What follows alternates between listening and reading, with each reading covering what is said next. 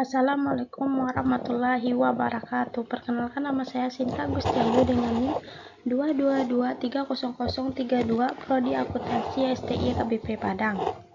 Baiklah, saya di sini akan mempresentasikan sebuah artikel dengan mata kuliah Seminar Akuntansi Keuangan. Judul artikel saya yaitu Currency Hedging Program and a Long-Term Perspective. Program lindung nilai mata uang perspektif jangka panjang. Yang satu, pembahasan teori yang terkait dengan tema. A. Definisi dan tujuan currency hedging.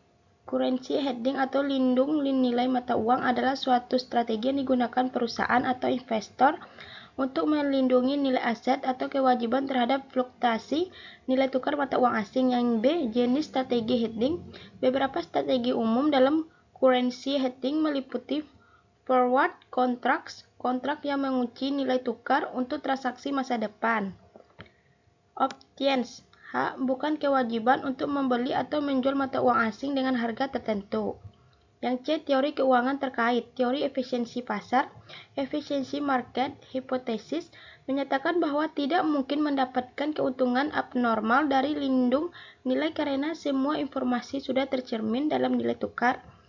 Teori manajemen risiko corporates. Perusahaan mengelola risiko untuk meminimalkan volatilitas dan memastikan kelangsungan operasi, bukan semata-mata untuk spekulasi.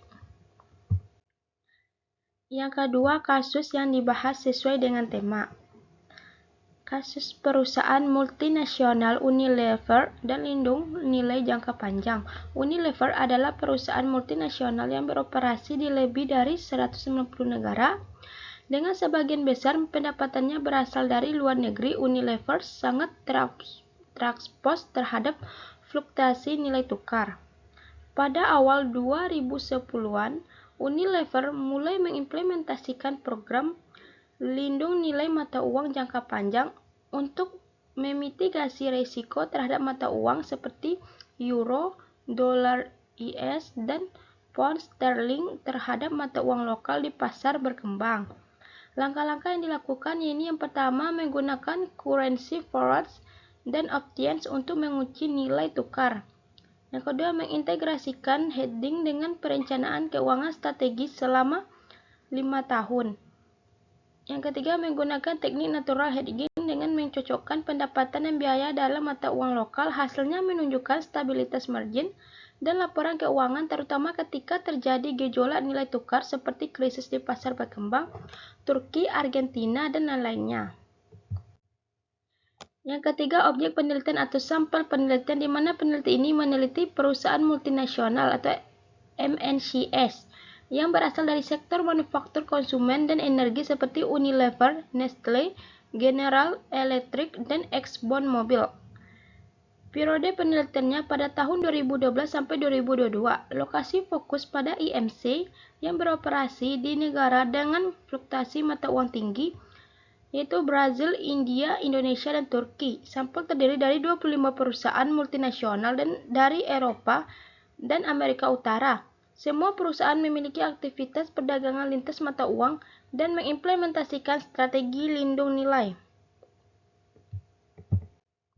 Yang keempat, ada teknik analisis data, di mana data kuantitatif, sumber data, laporan keuangan tahunan, laporan manajemen risiko, dan catatan derivatif. Metode analisis. Regresi panel data untuk mengukur dampak program hedging terhadap volatilitas laba bersih. Analisis varian ANOVA untuk membandingkan kinerja perusahaan yang menggunakan dan tidak menggunakan hedging. Flow at risk modeling untuk mengukur risiko keuangan sebelum dan sesudah implementasi program hedging. Yang B. Data kualitatif. Wawancara semi terstruktur dengan manajer keuangan dan direktur risiko. Analisis isi dokumen terkait kebijakan manajemen risiko perusahaan. Studi kasus mendalam pada 5 perusahaan sebagai representasi strategi jangka panjang. Yang kelima, hasil penelitian di mana yang A. Stabilitas keuangan. Perusahaan dengan program hedging jangka panjang memiliki volatilitas laba yang lebih rendah dibandingkan yang tidak melakukan hedging. Arus kas lebih stabil sehingga mendukung perencanaan investasi jangka panjang dan ekspansi global. Yang B. Perlindungan terhadap krisis mata uang. Selama periode krisis mata uang, contohnya krisis lira Turki 2018, depresian peso Argentina, perusahaan dengan strategi hedging jangka panjang mengalami penurunan laba yang lebih kecil dibandingkan perusahaan lain. Yang C. Efisiensi manajerial dan nilai perusahaan. Strategi lindung nilai jangka panjang berkorelasi positif dengan peningkatan nilai perusahaan proxy Tobin dan nilai pasar saham. Perusahaan yang mengintegrasikan hedging dengan kebijakan corporate menunjukkan governance keuangan yang lebih baik dan kepercayaan investor yang lebih tinggi. Baiklah, itu dapat saya sampaikan. Kurang lebihnya saya tutupi dengan mengucapkan wabillahi taufiq wal hidayah. Assalamualaikum warahmatullahi wabarakatuh.